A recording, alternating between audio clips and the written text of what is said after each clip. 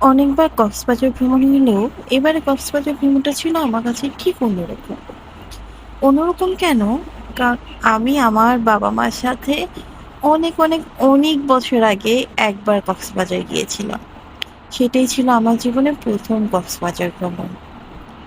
আর আমি অনেক বছর পরে আমি আবার আমার বাবা-মা, আমার ফুল ফ্যামিলি নিয়ে আবার কক্সবাজার গিয়েছি এইবার। এইজন্য আমার কাছে এই ভ্রমণটা খুব, খুব, খুব স্পেশাল। আমি যতটা দিন কক্সবাজারে ছিলাম, আমার প্রতিটা মুহূর্তে আমার শুধু ১ম দিনে কক্সবাজার ভ্রমণের কথাটা মনে হচ্ছিল।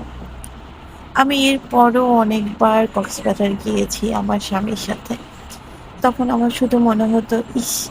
আমি যদি আমার বাবা-মাকে এই ফিলিংসটা দিতে পারতাম। হ্যাঁ, আমার বাবা-মা গিয়েছে আলাদা, আমরা গিয়েছি আলাদা। বাবা-মা একসময় গিয়েছে, আমরা একসময় গিয়েছি। কিন্তু ওই একই সাথে এই অনেক বছর পরে আবার কক্সবাজার ভ্রমণ করা হলো। এজন্য আমার কাছে এবারে কক্সবাজার ভ্রমণটা একদম আলাদা। আমার বাবা-মা, স্বামী, সন্তান সবাই মিলে এবার কক্সবাজার ভ্রমণ করেছি। এজন্য এই ট্রিপটা আমার কাছে অন্যরকম স্পেশাল। কিছুটা নস্টালজিকও, অনেকটা ভালো লাগার। এটা কি ডিফারেন্ট ফিলিংস। মানে যেটা বলে বোঝানো যাবে না। যেখানে সন্তান আছে, স্বামী আছে, বাবা-মাও আছে।